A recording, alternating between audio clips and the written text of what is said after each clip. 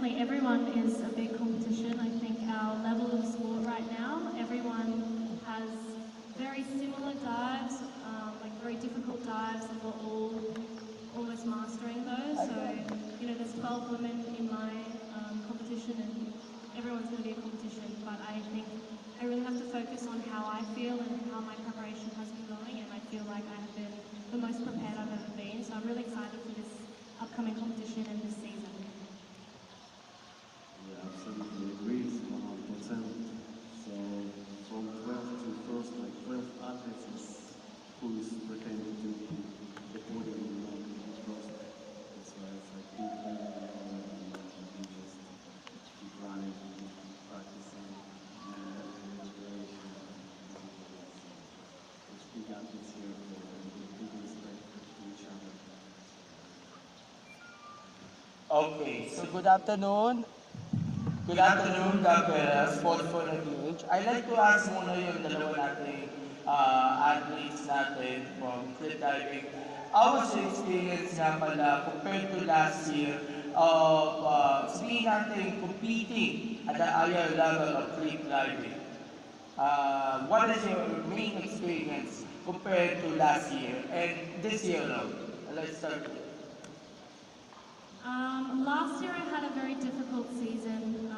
I was learning some of my harder dives, but I actually had a struggle mentally with a certain dive, and that pulled me back a little bit. So I had to pull out of a few competitions, but I'm actually really grateful that I did that because it forced me to expand my dives and learn some new dives and just have fun with diving again. So I was able to learn 3 more dives at the end of last season, and this year is going to be different because I can actually perfect those new dives, and I'm coming in feeling really strong with those dives. All right. Thank you for this question, really nice. Last season was for me one of the hardest seasons. Even from the beginning, I was feeling that I'm going for 100% and make a plan for myself, like to win some medals, podiums. I don't know, this was always the dream.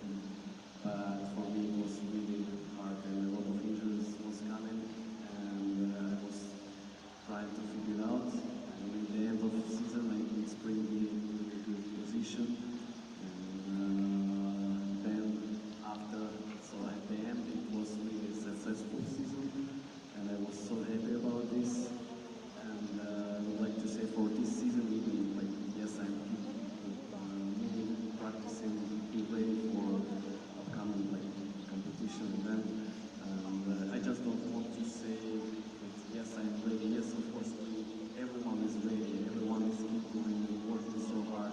That's why I just would like to enjoy and focusing more, and yeah, just to with the flow. Okay, lastly to Coach Marie. Coach, meron ba kayong mga participants para po sa Red Bull Cliff Diving na i-represent ang Pilipinas, how's the preparations, or kung wala man, sabihin natin, naka-full support po ang Philippine Diving dito sa ganito mga competitions upang may pagtaguyod panlalo, mapalakas panlalo ang diving sa bansa, lalo na yun, yung mga sabi sa mga kabataan natin. Kaya ito mga bata natin, sabihin natin mga future stars of Philippine diving. Salamat po. Unfortunately po, walang representative for Red Bull kasi yung divers po natin is trained kasi medyo bata pa sila and it takes many years to develop yung skills nila. So, unang-una po, they're used to diving sa 10-meter height. So, again, doble kasi from 10-meter women, 27 for men. So, it's going to be a bit of a different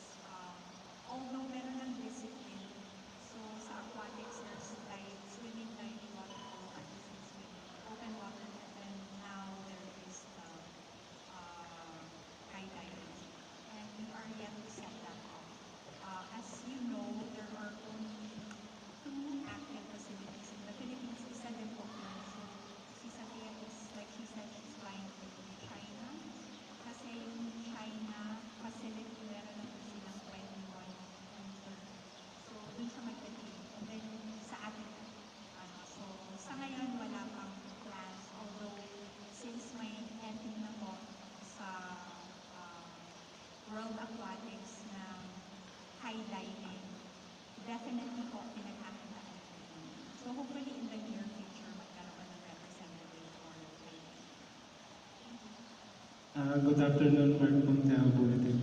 Coach, balik ko lang yung tanong kanina. Gaano kalaking boost lang yung tournament, yung pag-stay sa long tournament sa bansa, especially maraming mga aspiring na, yun nga, sa sport na balang araw gusto rin maging elite kagaya nila. Who would want to get into night diving or Gaano lang kalaking boost, mamomotivate ka. oo, malaking boost talaga yung na-expose sila sa ganito. Last time hindi sila nagkaroon din ng talk. So, definitely, iba yung nabibigay sa kanila. Lakas na loob. They've been very nice giving pointers. Then, some of them kasi since they're quite young, they're very nervous. And then, they also get nervous. So, it's good to know that they share that, they have that in common na even if we are afraid, then you still move forward and do your best. So, I think that message being imparted to our divers is already a big boost sa moral nila. And then, being here alone, being able to dive with them is already such a like exciting thing for the national team.